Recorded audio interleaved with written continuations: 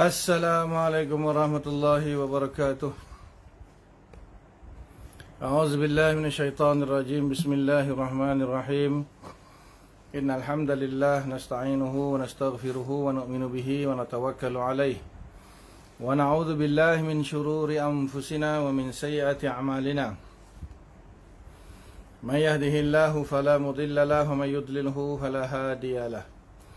أشهد أن لا إله إلا الله وحده لا شريك له وأشهد أن محمدا عبده ورسوله اللهم صل على سيدنا محمد وعلى آله وصحبه أجمعين وبارك وسلم أما بعد بسم الله الرحمن الرحيم والعصر إن الإنسان لفي خسر إلا الذين آمنوا وعملوا الصالحات وتواصوا بالحق وتواصوا بالصبر صدق الله العظيم وقال رسول الله صلى الله عليه وسلم من سلك طريقا يلتمس فيه علما سهل الله له به طريقا إلى الجنة أو كما قال صلى الله عليه وسلم.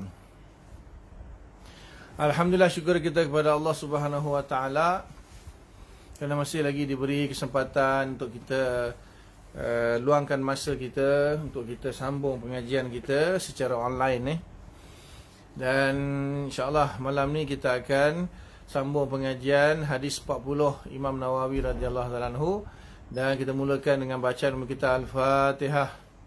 A'udzubillahi minasyaitonir rajim. Bismillahirrahmanirrahim. Alhamdulillahirabbil alamin arrahmanirrahim maliki yaumiddin. Iyyaka na'budu wa iyyaka nasta'in. Ihdinas siratal mustaqim. Siratal ladzina an'amta 'alaihim ghairil maghdubi 'alaihim waladdallin. Amin. Masih lagi dalam hadis yang pertama. Hadis yang pertama, innamal a'malu binniyat, muka surat 64. Muka surat 64, tajuk kita pada malam ini sebab-sebab yang merosakkan amal. Sebab-sebab yang merosakkan amal.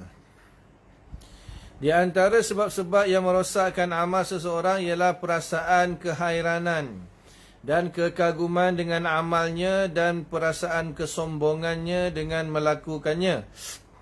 Perasaan itu merosakkan serta memusnahkan keikhlasan amal sebagaimana pun elok dan sempurna pada zahirnya.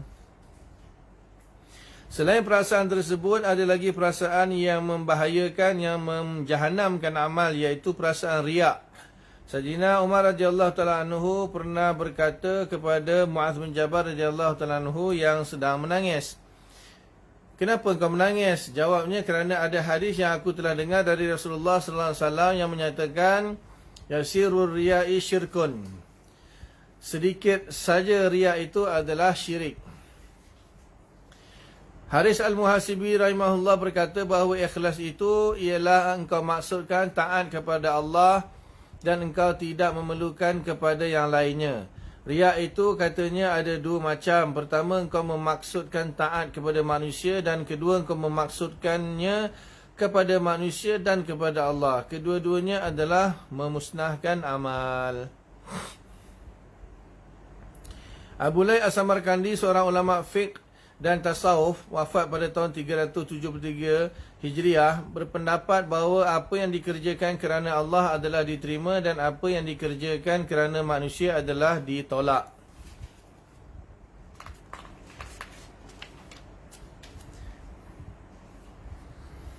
Okey, ini ada sedikit pembahasan tentang ikhlas lah.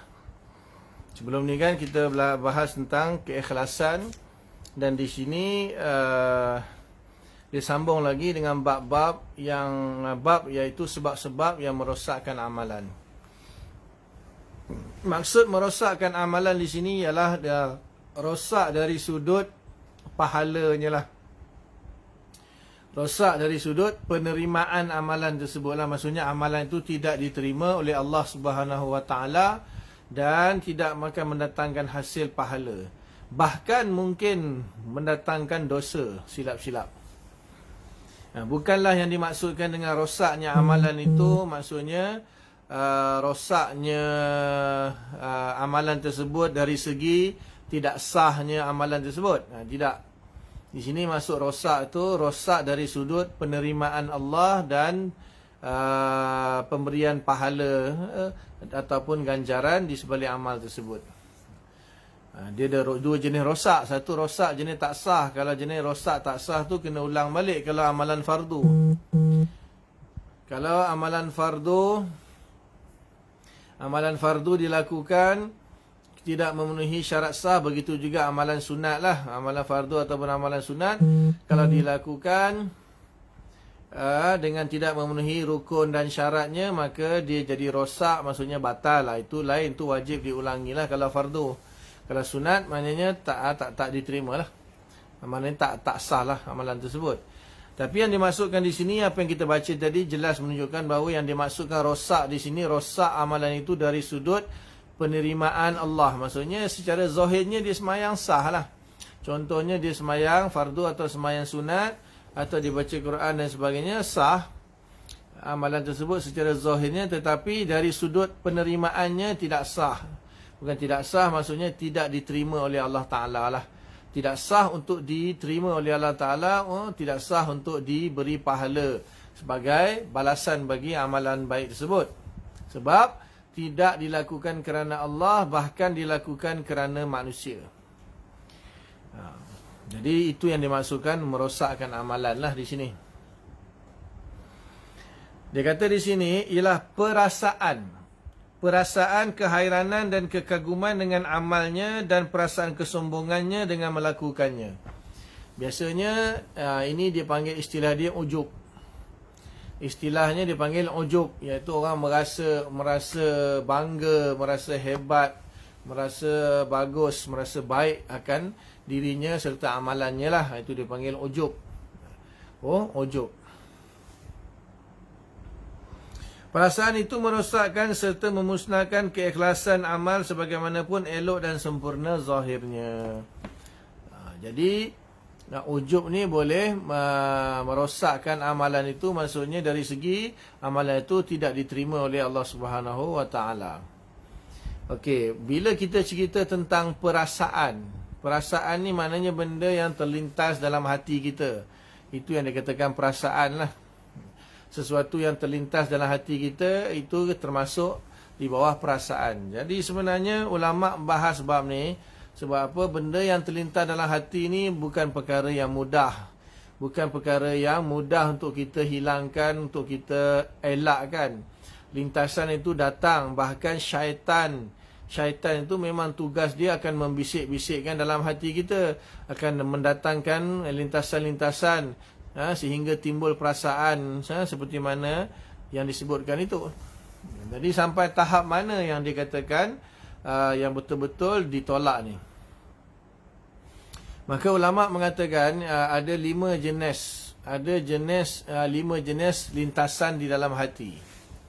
5 jenis lintasan dalam hati. Yang pertama, lintasan yang sekejap, dia panggil khatir ataupun hajiz.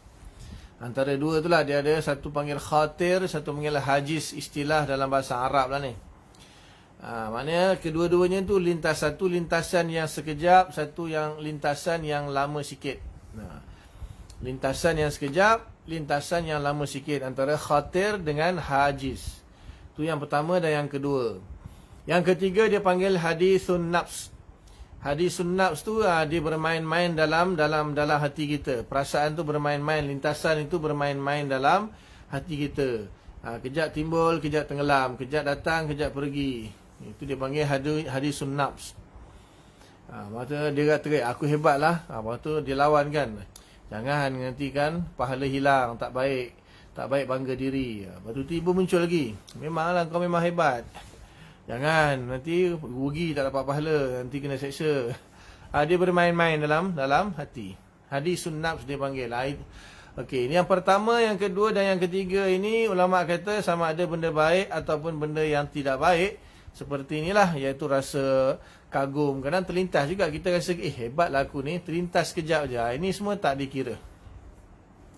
Tak dikira. Sama ada baik ataupun yang buruk tidak dikira. Okey, masuk yang keempat. Yang keempat dia panggil ham ataupun niat. Yang keempat ni dia panggil ham ataupun niat. Ham ataupun niat ini dia ada kesan. Dia memberi kesan. Sebab ada hadis mengatakan, man hamma bihasanatin falam ya'malha kutibat lahu hasanatan wahidah. Barang siapa yang berniat ataupun terlintas dalam hatinya sampai tahap niat lah akan satu kebaikan, tapi dia masih lagi belum melakukan, hanya sekadar niat saja, maka dituliskan baginya satu kebaikan. Kemudian waman hamma bi sayyi'atin, barang siapa yang terlintas untuk melakukan sesuatu, berniat untuk melakukan satu benda yang buruk, falam ya'malha, tapi dia tak beramal dengannya, maka tidak ditulis. Kalau dia amalkannya baru ditulis dengan satu kejahatan. Tapi kalau dia belum mengamalkannya, tak ditulis. Tapi kalau kebaikan, kalau dia niat saja belum mengamalkannya, dah ditulis satu kebaikan. Kalau dia amalkan, dapat 10 kebaikan, sehinggalah 700 kali ganda, sehinggalah 700,000, sehinggalah gandaan yang hanya diketahui oleh Allah sahaja. Itu bab niat, atau ham dia panggil. Ham ataupun niat lah. Yang kelima dia panggil azam. Yang kelima dia panggil azam. Azam ni maksudnya tekad, nekat. Di sini yang bahaya ni. Di sini kalau sampai tahap azam, maka dia yang baik akan dapat pahala, yang buruk pun akan dapat dosa. Jadi kalaulah perasaan dalam hati dia sudah sampai tahap nekat, azam dan tekad, maknanya dah jadi satu perasaan yang tetap dalam hati. Itu kalau dia rasa dia hebat, dia rasa ujub, itu berdosa lah. Maka amalan tidak diterima, bahkan berdosa. Jadi semua bab-bab hati lintasan, sama ada bab akidah ke, bab fiqah ke, baik ke, buruk ke, lintasan dalam hati, kembali kepada 5 perkara tersebut lah. Jadi yang nekat tu, yang biasanya selepas azam tu, dia ada lagi tingkatan yang lebih tinggi lagi. Maksudnya bermula dengan keazaman. Jadi bahkan selalu berazam. Apabila selalu berazam tentang perkara tersebut, maka dia akan berubah menjadi satu malakah yang rasikhah. Malakah yang mula jadi malakah. Maksudnya macam benda tu dah mula nak menjadi sifat dia. Dan akhir sekali jadi sifat. Kalau dah jadi sifat, memang masalah besar lah.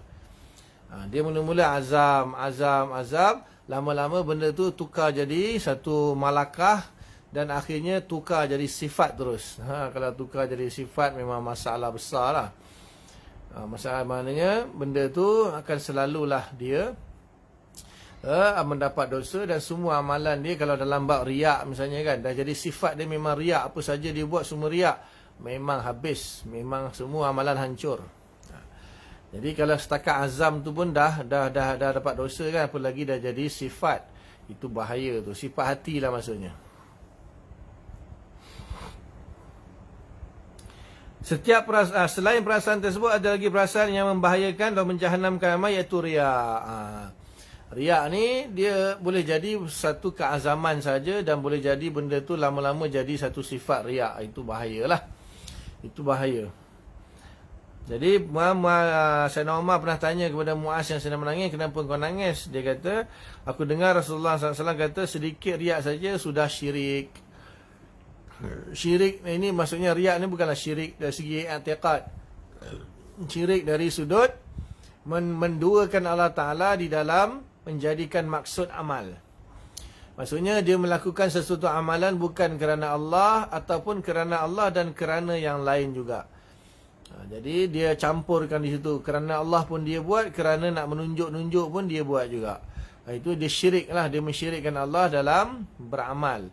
Di sini tak ada kaitan dengan akidah lah. Bukan syirik dari sudut akidah. Kalau syirik dari sudut akidah, ada Tuhan selain Allah, itu kafir lah. Tapi di sini syirik dari sudut amalan. Syirik dari sudut amalan maksudnya dia melakukan satu amal kerana Allah pun ya, kerana makhluk pun ya, ataupun semata-mata kerana makhluk saja. Ini namanya syirik dari sudut amalan lah. Dan ini tak dikatakan kufur, tapi fasik lah, berdosa. Jadi walaupun sedikit lah, maksud sedikit di sini bukanlah lintasan hati yang sekejap tadi, itu tak dikira. Maksudnya sampai tahap keazaman untuk riak tu, walaupun sedikit, dah berdosa dah. Sebab apa? Dia adalah nau' minasyirik. Kemudian Haris Muhasibi mengatakan ikhlas tu maksudnya engkau memaksudkan ketaatan kepada Allah dan tidak memerlukan kepada yang lain. Jadi yang dikatakan ikhlas itu ialah kita melaksanakan segala ketaatan hanya semata-mata kerana Allah sahaja, tidak ada kerana yang lain. Dan riak itu ada dua. Satu, memaksudkan taat kepada manusia, dan kedua, memaksudkan taat kepada manusia dan kepada Allah. Kedua-duanya memusnahkan amalan. Jadi sampai tahap itulah, sampai tahap azam ataupun menjadi malakah atau sifat dalam diri dia itu bahaya. Jadi Abu Lai Samarkandi mengatakan bahawa orang hanya amalan yang dikerjakan kerana Allah saja yang akan diterima, dan dikerjakan kerana selain Allah akan ditolak lah.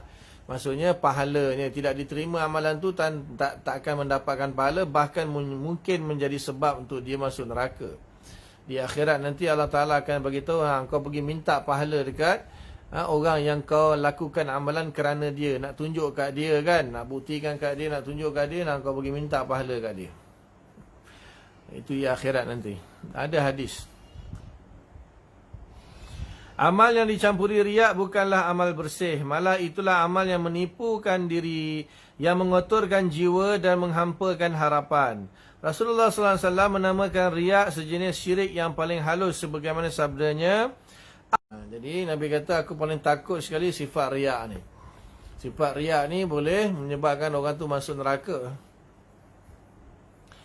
Riak itu biasa pada amal, iaitu amal itu dikerjakan untuk diperlihatkan kepada orang lain. Dan ada pula pada meninggalkan amal itu. Bahkan bukan saja buat, meninggalkan amalan kerana manusia pun syirik juga, riak juga. Iaitu amal itu tidak dikerjakan kerana orang. Kenapa kau tak pergi masjid? Nanti orang kata aku warak lah, orang kata aku soleh lah, tak nak lah aku. Aku tak suka nanti orang kata aku ni warak, aku ni pak lebay, aku ni macam-macam. Aku tak nak lah orang kata kan, jadi aku tak pergi. Itu namanya riak juga. Itu riak juga. Tapi kalau orang tanya kenapa tak pergi masjid? PKP lah bang. Itu tak apalah. Kenapa tak pergi sembahyang Jumaat ni? PKP 6 orang je. Minggu ni bukan giliran abang, minggu ni giliran orang lain. Oh ya ke? Itu tak apalah. Nah, itu bukan kerana, ialah PKP itu pun kerana orang juga kan. Tapi Allah Ta'ala suruh kita taat kepada pemerintah kan. Jadi kita taat lah.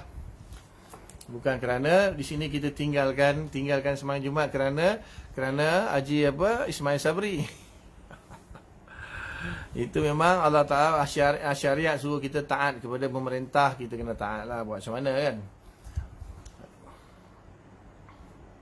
Jadi bukan saja melakukan, meninggalkan amalan kerana orang pun dikatakan riak.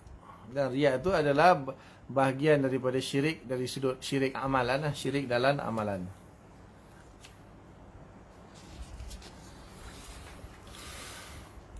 Jadi beramal atau tidak adalah kerana orang lain. Dalam hal ini Fudail bin Iyad, seorang ulama tasawuf yang wafat pada tahun 187 Hijriah, asal dari Kufah dan menetap di Mekah, telah berkata secara terus terang bahawa tarkul amal min ajlin nas riya'un, wal amal min ajlin nas syirkun, wal ikhlasu an yu'afiyakallahu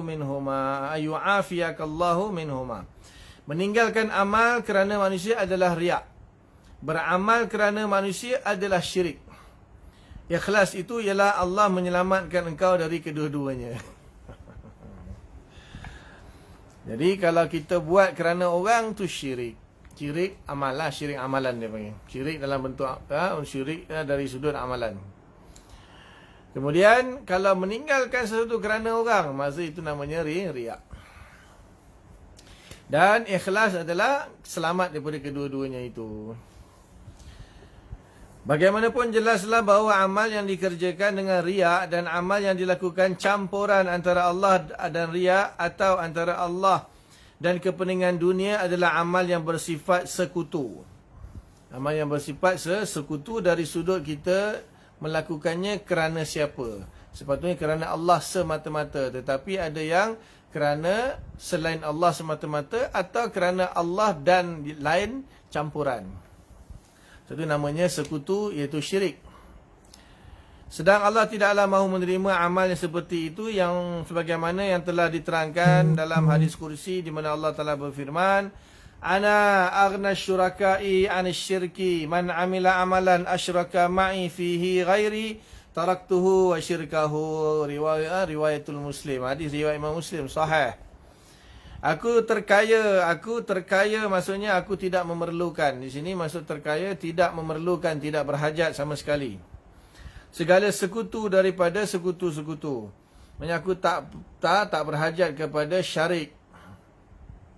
Barang siapa mengerjakan suatu amal yang ia sekutukan besertaku padanya akan yang lain daripadaku, aku tinggalkan dia beserta sekutunya itu. Siapa yang buat amal dengan menyekutukan Allah dengan yang lain, maka nanti di akhirat nanti Allah Ta'ala akan tinggalkan dia. Maksudnya Allah akan kata, kau carilah sekutu kau tu, sekutu yang kau jadikan sekutu bagi aku tu, kau minta dekat dia pahala. Amal yang disekutukan tidaklah benar-benar merupakan amal yang ikhlas, kerana orang yang mengerjakannya masih mengharapkan satu faedah yang berasing-asingan selain daripada Allah. Maka amalnya menjadi sia-sia, tidak diterima Allah sebagaimana yang difahamkan dari hadis tersebut. Imam Ghazali wafat tahun 505 Hijriah, dalam ulasannya mengenai perkara sekutu, isyrak, menerangkan bahawa sekutu pada amal yang menghilangkan pahala ialah sekutu dengan perasaan riak. Adapun sekutu dengan yang lainnya tidaklah menghilangkan pahala sama sekali. Hal ini samalah seperti urusan haji yang dikerjakan dengan maksud berniaga dan dengan urusan perang yang dimaksudkan untuk mempertahankan agama di samping mendapatkan rampasan harta benda. Orang yang mengerjakan haji dengan maksud tersebut akan mendapat pahala menurut kadar niatnya, manakala orang yang berperang pula akan mendapat pahalanya walaupun akan berkurang dari yang sepatutnya. Jadi ada perkara-perkara yang mana syariat benarkan kita mencampurkan niat lah, seperti mana yang dibahas sebelum ni kan, awal-awal dulu. Jadi contohnya syariat membenarkan kita pergi haji sambil kita niat untuk mengerjakan haji, sambil-sambil itu kita cari peluang-peluang perniagaan misalnya. Kan kita pergi sana juga, bukannya senang kan zaman dulu nak pergi kalau duduk jauh daripada Mekah, maka peluang untuk pergi bukan selalu. Sekarang ni pun kuota kan. Apalagi Covid ni tu saya ceritalah. Jadi ada orang memang dia pergi haji memang untuk pergi buat haji, tetapi dia ada juga pasal niat untuk dia nak meniaga lah, maksudnya mencari barang-barang di sana, beli untuk bawa balik jual ke apa ke, tak kisahlah, itu boleh, itu dibenarkan di dalam syarak. Begitu juga orang pergi berperang untuk mendapatkan harta ghanimah. Sebab apa? Harta ghanimah ni harta yang paling halal sekali. Menurut Islam, harta yang terbaik, yang paling halal ialah harta ghanimah. Jadi kalau dia pergi niat berperang, untuk berperang dan juga untuk dapat harta ghanimah, diperbolehkan. Tetapi kalau orang tu dia pergi haji, niat haji saja, tak ada niat lain, atau dia pergi perang niat kerana Allah saja, tak ada niat lain, itu lebih baik lah. Itu lebih baik. Walaupun dibenarkan juga untuk mencampurkan niat dalam beberapa amalan yang dibenarkan oleh syarak.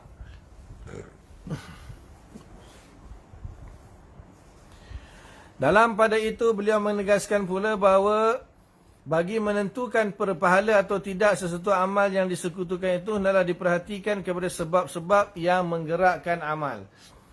Iaitu manakah di antara sebab-sebab itu yang lebih kuat? Adakah sebab agama atau sebab dunia atau sebab kedua-duanya sekali? Andai kata didapati sebab agama lebih kuat atau keduanya sebab itu sama kuat dan sama berat, maka tidaklah berpahala.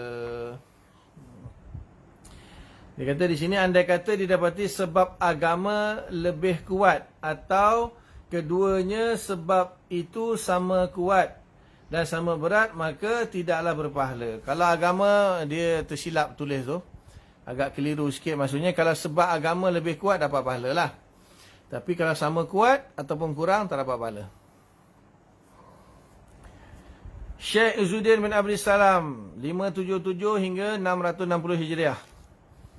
Pernah dia telah ditanya orang tentang kelakuan orang yang bersembahyang yang memanjangkan rukun sembahyangnya kerana manusia. Beliau menjawab, saya mengharapkan bahawa tidaklah dihapuskan pahalanya jika perbuatan sekutu itu, iaitu memanjangkan rukunnya kerana manusia, pada sifat amal itu sahaja. Tetapi jika sekutunya itu didapati pada asal atau dasar amal, iaitu qasad sembahyang kerana Allah dan kerana manusia, maka teranglah tidak diterima sembahyangnya itu. Jadi dia sembahyang ada dua lah, kata Izzuddin Abdul Salam. Jadi kalaulah orang itu memang asalnya sembahyang kerana Allah, tiba-tiba orang datang, dia saja panjangkan dia punya rukun dia. Itu tak apa. Bukan tak apalah, itu masih lagi ada harapan lah. Tapi kalau memang daripada asal niat dia sembahyang tu nak tunjuk kat orang, lepas tu buat elok-elok nak tunjuk kat orang, itu memang tak ada harapan lah. Itu tak ada harapan. Ini kata Imam Izzuddin Abdul Salam. Hadis berkenaan fadilat puasa Tarwiyah Arafah yang dikatakan hadis palsu, memang betul ke palsu? Memang betul ke palsu? Okey. Ni sedikit ada soalan orang tanya ni. Isnin ni kan hari Arafah. Besok hari Tarwiyah. Jadi dia macam ni, kita apabila ada amalan yang sabit dengan hadis sahih, maka kita amal. Walaupun ada hadis-hadis palsu yang menceritakan tentang pahala amalan tersebut, kita buat bukan kerana hadis palsu tu, kita buat kerana ada hadis sahih. Jadi yang penting kita laksanakan puasa tersebut kerana ada hadis sahih yang menyuruh kita berpuasa atau menggalakkan kita berpuasa lah. Jadi kita puasa kerana hadis sahih, bukan kita kerana hadis dhaif tu. Walaupun ada hadis dhaif yang menceritakan tentang kelebihan hari Arafah, kelebihan hari Tarwiyah tu, biarlah hadis tu. Takkan kerana ada hadis dhaif yang menceritakan tentang puasa hari Arafah, hari Tarwiyah, kita tinggalkan. Itu orang bodoh nama dia. Jadi inilah biasanya jenis-jenis golongan Wahabi ni terlalu konon-konon nak menentang hadis dhaif. Oh, hadis ni bila biasalah datangnya apa segala bentuk acara tiap-tiap tahun tu, benda tu berpusing kat situ. Datang bulan Rejab, dia pun mulalah ceramah tentang hadis palsu bulan Rejab. Bila datang hari Arafah, dia ceramahlah hadis palsu tentang Arafah. Bila datang semua amalan, semua hadis palsu dia bahas. Jadi sampai orang naik takut nak amalkan, lalu orang tinggalkan amalan tu. Itu bodoh nama dia. Kita beramal dengan hadis sahih. Walaupun ada hadis palsu yang menceritakan tentang amalan tu, itu kita tinggal. Kalau kita pedulilah hadis palsu itu. Kita beramal kerana hadis sahih. Dalam syariat kita disunatkan puasa hari Arafah, disunatkan puasa hari Tarwiyah. Puasa je lah. Jadi tak perlulah kita nak tahu hadis tu palsu ke, hadis palsu tu macam mana. Apa masalah dengan hadis palsu tu? Biarlah hadis palsu. Kita beramal bukan berdasarkan hadis palsu. Kita beramal berdasarkan hadis sahih.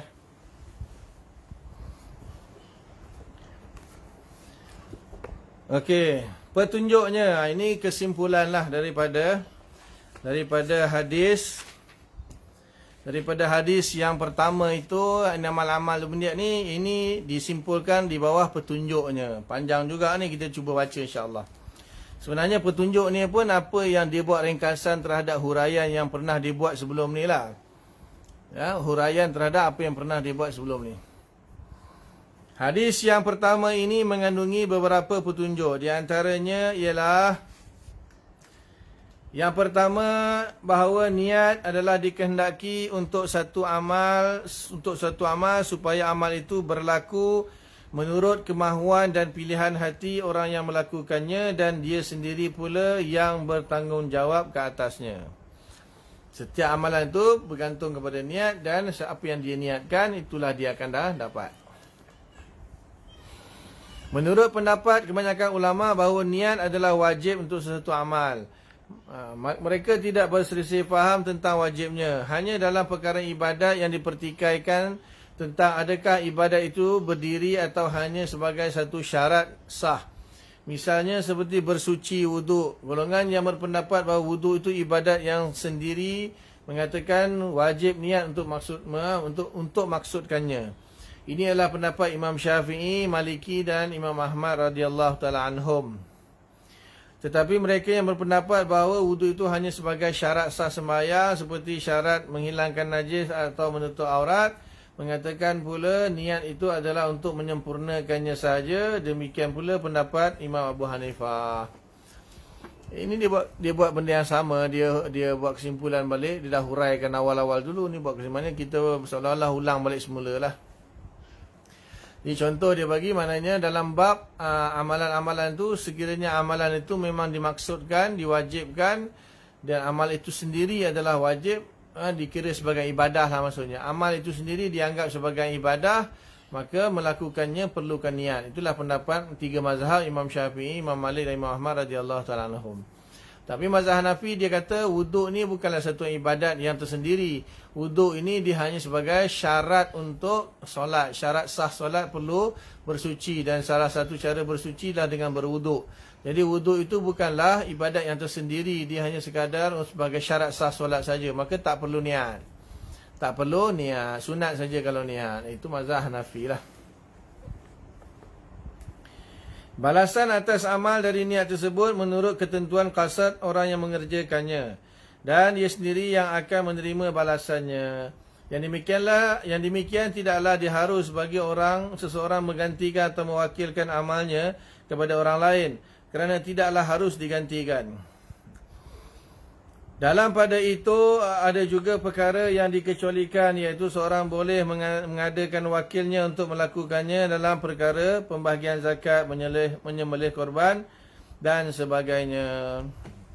Ada beberapa amalan yang mana diperlukan orang itu sendiri yang melakukannya dan dia perlu berniat. Tapi ada juga amalan kita boleh wakilkan kepada orang, dan orang yang melakukan tu dia niat untuk kita pun boleh, seperti menyembelih korban, membayar zakat dan sebagainya lah. Kita serah pada amil kan. Amil tu yang akan menyerahkan zakat tu kepada asnaf.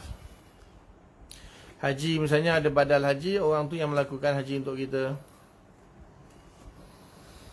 Amal yang diperintahkan untuk menunaikannya hendaklah dikuasakan kerana Allah, artinya hendaklah diikhlaskan kepadanya dan tidak boleh kepada yang lainnya, supaya amal itu tetap akan diberi ganjaran. Ini jelas tadi dah dibahas.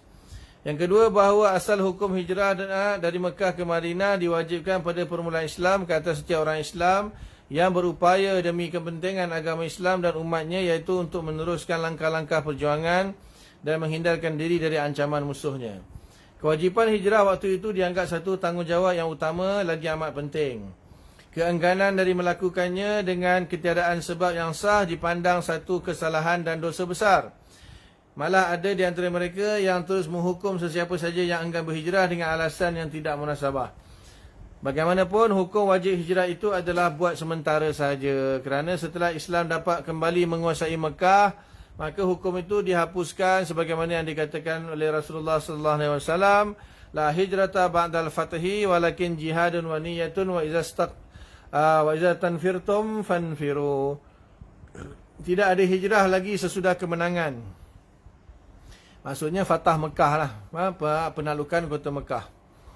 Tetapi yang ada adalah jihad dan niat, dan apabila diperintahkan kamu keluar, maka keluarlah. Maksudnya pergi untuk berperang, berjihad, pergilah berjihad.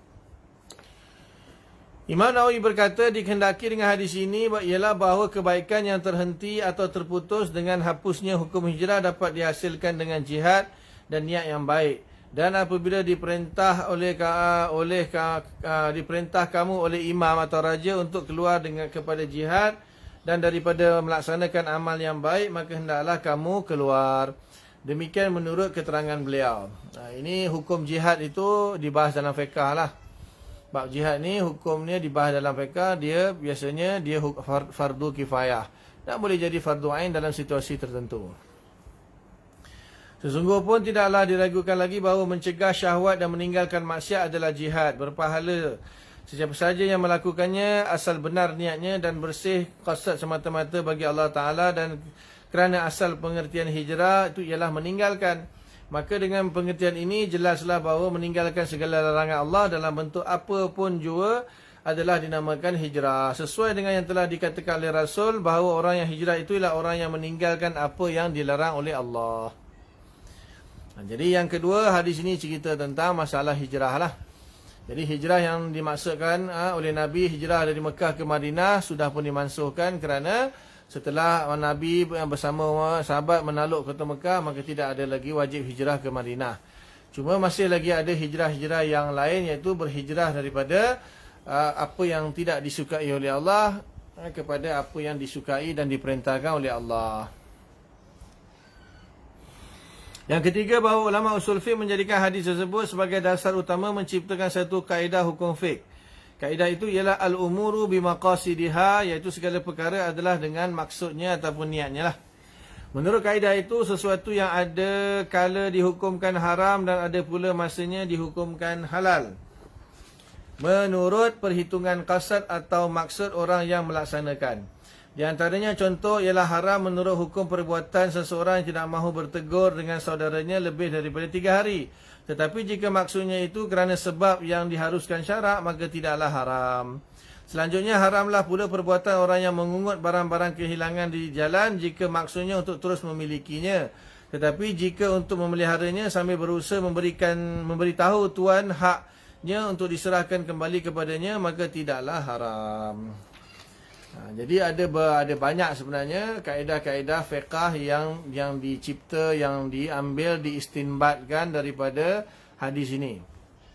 Antaranya yang masyhur adalah al-umuru bimaqasidiha. Satu perkara itu dilihat kepada maksudnya.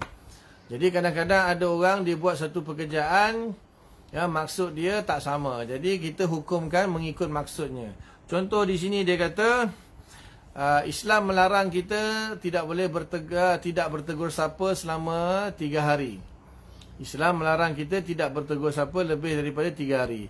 Tetapi jika orang tu dia tidak bertegur sapa dengan kawan dia atau dengan sesiapa saja Islam yang lain lah, yang maksudnya dengan biasanya dia bertegur sapa, tiba-tiba dia tidak bertegur sapa.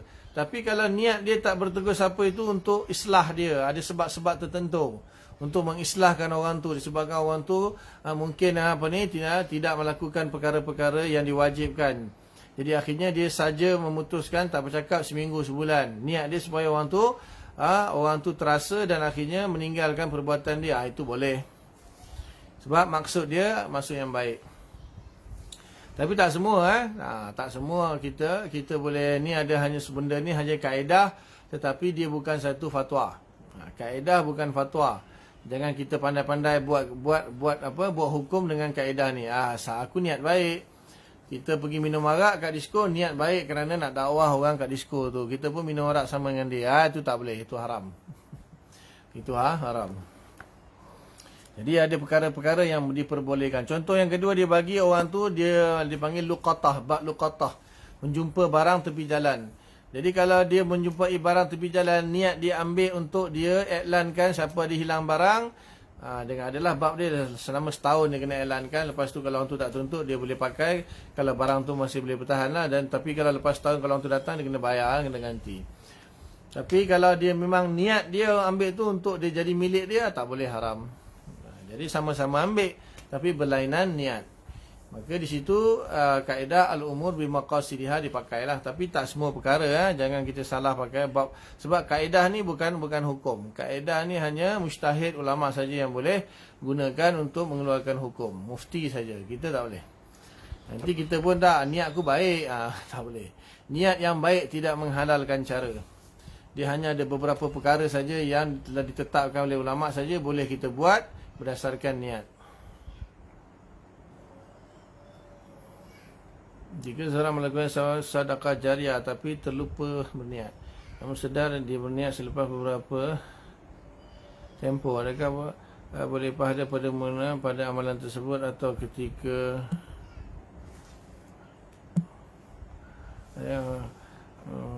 ketika pasal niat? Saya tak tahulah kan. Orang tu dia ambil satu benda, lepas tu dia bagi, dia tak niat sedekah jariah. Maknanya kalau bila dia bagi kepada seseorang benda tu tak niat sedekah jariah, maka benda tu tak berlaku lah sedekah jariah. Tiba-tiba lepas seminggu baru dia niat sedekah jariah. Barulah ketika dia berniat itu, barulah pahala itu bermula. Cuma masalahnya dia terlupa niat tu semasa dia bagi tu, dia tak sedar dia mabuk ke, dia hilang akal ke, dia semasa ngigau masa tidur ke, atau macam mana. Mana boleh ada orang dia bagi sesuatu kepada orang tanpa niat tu, tak, mana boleh, tu mustahil lah. Jadi maknanya dia bagi itu apa niat dia. Kalau dia bagi, takkan dia nak sedekah jariah, dia bagi ke orang untuk sedekah jariah tapi dia lupa nak niat sedekah jariah, mustahil. Jadi dia biasa dia bagi dekat sesuatu itu, mana apa niat dia ketika bagi. Dia boleh jadilah mula-mula dia bagi dengan niat pinjam. Contohlah, ni satu contoh. Dia bagi dengan niat pinjam. Dia letakkan Quran di surau. Dengan niat, pinjamkan dululah, siapa-siapa nak baca boleh. Dia niat nak meminjamkan saja. Tapi lepas seminggu dia berubah niat. Tak apalah, aku sedekah je lah Quran tu kat surau, biar jadi hak surau. Masa tu barulah dapat pahala sedekah jariah. Pada awalnya dapat pahala meminjamkan itu saja. Takkan dia ambil, dia letakkan dekat surau tanpa niat. Mustahil tanpa niat. Atau dia terlupa nak niat. Apa maksud terlupa nak niat? Maksudnya mungkin dia tertinggal ke Quran tu kat surau, dia bawa ke surau, dia tertinggal lah dekat surau. Terlupa nak niat, kata nak sedekah jariah. Lepas seminggu baru teringat. Alamak Quran lah, lupa lah nak sedekah jariah. Kalau itu situasi dia ketika dia mula berniat, barulah jadi sedekah jariah. Cuma ketika dia bawa Quran pergi surau tu, nak buat apa? Dia selalu mesti ada orang buat satu pekerjaan, mesti ada niatnya. Cuma mungkin niat dia berubah ataupun tak tahulah, saya tak dapat nak bayangkan terlupa niat sedekah jariah. Orang nak sedekah jariah terlupa sedekah jariah, lepas tu baru niat, aku nak sedekah jariah. Tak tahulah kalau terjadi misalnya, memang ketika dia berniat itulah. Ketika dia berniat, di situlah bermulanya pahala. Wa innama likulli imri'in ma nawa. Bagi mana kita semayang kalau lupa niat pun batal kan. Setiap amalan kita lupa niat batal. Jadi kalau sedekah jariah dia tak ada niat, lupa pun batal. Jadi tak berlaku lah, tak ada pahala lah. Ketika dia niat barulah bermulanya pahala. Wallahu alam. InsyaAllah nanti kita masuk lepas raya, nanti kita masuk raya haji Hadis yang kedua. Hadis kedua ni pun paling panjang dan paling pembahasan ni pun panjang gila juga. Sebab hadis ni seolah-olah, hadis yang kedua ni seolah-olah kesimpulan daripada agama Islam. Tu panjang tu pembahasan dia. Hadis pun cerita tentang iman, tentang Islam, tentang ihsan. Semuanya dia cerita. Maknanya kalau iman saja dah bab akidah keseluruhannya. Islam saja bab fiqh keseluruhannya. Kalau bab ihsan saja tasawuf keseluruhannya. Lepas tu bab kiamat bab tu. Hadis ni kalau ada ulama mensyarahkan hadis yang kedua ni satu kitab. Hadis ni saja. Jadi tak apa, kita insya-Allah kita tengoklah apa yang ditulis, kita baca dan kita huraikan.